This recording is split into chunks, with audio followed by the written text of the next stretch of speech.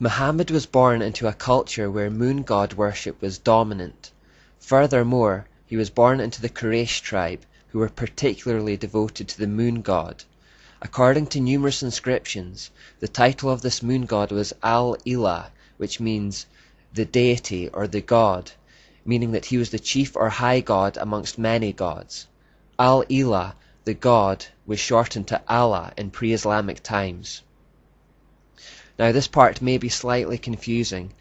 Until now we have seen that in the Babylonian system, the sun is always presented as a male god and the moon presented as a female goddess, and yet here we find talk of a male moon god, not a moon goddess. This is because there were certain branches where the roles were reversed.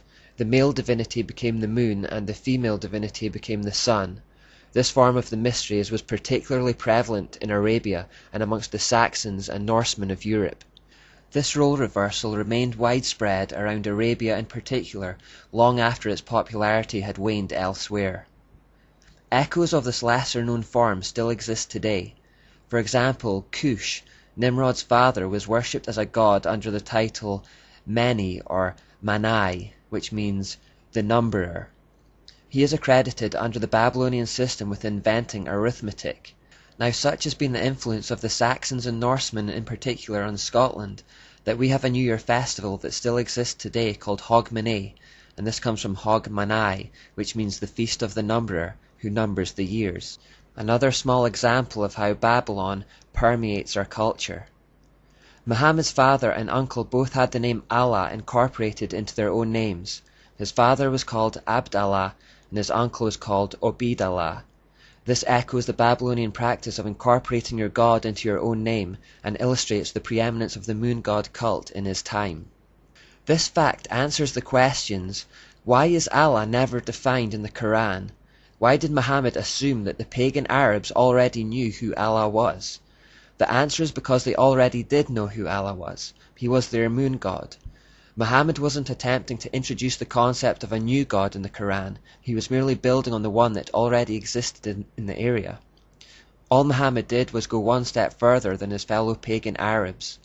While they believed that Allah, the moon god, was the greatest of all gods in a whole pantheon of gods, Muhammad said that Allah was not just the greatest god amongst many, but that he was in fact the only god. In effect, he said, "Look, you already believe that the moon god Allah is the greatest of all gods. All I want you to do is accept the idea that he is the only God. I'm not taking away the Allah you already worship. I'm only taking away his wife and his daughters and all the other gods." Here is a picture of an Allah idol recovered in Arabia. Note the crescent moon on his chest. The pagan Arabs never accused Muhammad of preaching a different Allah to the one they already worshipped, and archaeological evidence proves that he was one and the same. The Encyclopedia of Religion says, Allah is a pre-Islamic name, corresponding to the Babylonian Bel. Allah is nothing more than Baal again with a new name. Muhammad attempted to have it both ways though. To pagans he said that he still believed in the moon god Allah, but to the Jews and the Christians he said that Allah was their god too. In effect, it was the same technique that Catholic bishops had used to merge Christianity with paganism. Many Christians today have swallowed the lie that Allah is the same as the Christian God, when he is in fact Baal. Fortunately, Jews and Christians of that time recognized Muhammad's deceptive ideas and rejected Allah as a false god. Of course this angered Satan no end, and by consequence it angered his puppet Muhammad no end, and we know that when plan A, manipulation and flattery, fails with Satan, he quickly resorts to plan B, intimidation and persecution. We perhaps never see this more clearly than in the relationship Muhammad had with the Jews. The Quran has a distinct split personality that correlate to two periods in Muhammad's life. At the start of his life in Mecca, he was relatively obscure and had no particular type of influence. He was in a position of weakness. In the second part of his life he moved to Medina as a wealthy and powerful warlord. There he was in a position of power. So all the earlier writings from his time in Mecca are generally peaceful. This was the period when Muhammad was in a position of weakness and trying to convince the local Jews that he was a prophet of their God, the Plan A years. All the later writings from his time in Medina, after he had risen to a position of wealth and power, are full of hate and anger towards the Jews who had rejected him. These are the Plan B years. He started calling for their slaughter and waged war against them, along with anyone else who rejected him or his message. Now it's important to understand that in Islam there is a principle of abrogation. This simply means that wherever there is a contradiction between verses and the Qur'an contradicts itself a fair amount, the later one cancels out the earlier one. So since the violent, warring verses are the later ones from his time in Medina, they cancel out the earlier, peaceful ones from his time in Mecca. This has been a great tool of deception for Muslims, as whenever they are challenged about the violent fruits of their religion, they point to the peaceful Mecca verses. In ignorance, the average person takes them at their word, completely unaware that those verses are effectively null and void under the principle of abrogation. They have been replaced by later commands to slaughter all non-believers and conquer the world. It is Muhammad's words and actions from the Medina years that fuel Islam's never-ending hatred towards the Jews and the problems in the Middle East. It is the words and actions of Muhammad in the Medina years that encourages and condones all forms of terrorism, lying, deceit, violence, murder of non-believers, oppression and domination as a service to Allah.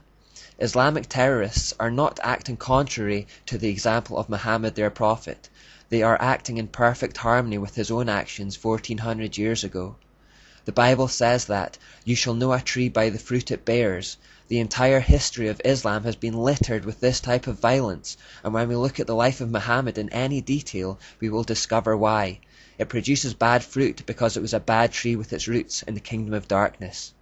The following are the recorded words and deeds of Muhammad.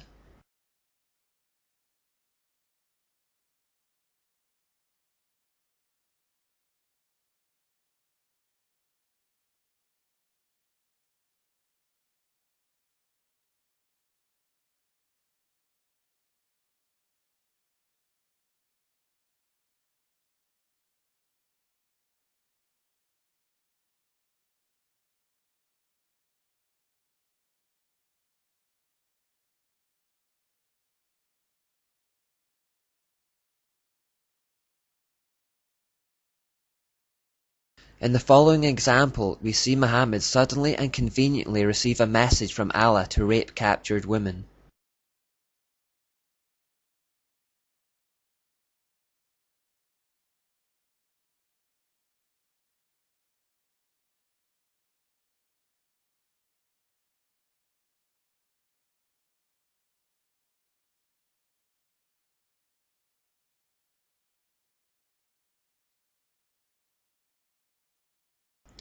This event shows a particular audacity, permitting rape at the drop of a hat simply by conjuring a verse from Allah to support it out of thin air.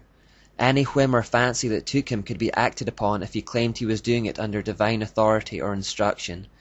Muhammad understood what Nimrod and Semiramis understood, that spiritual authority gives temporal authority. Wherever Satan is involved, there is often a telltale hatred for the Jews, and this comes through loud and clear in Islam.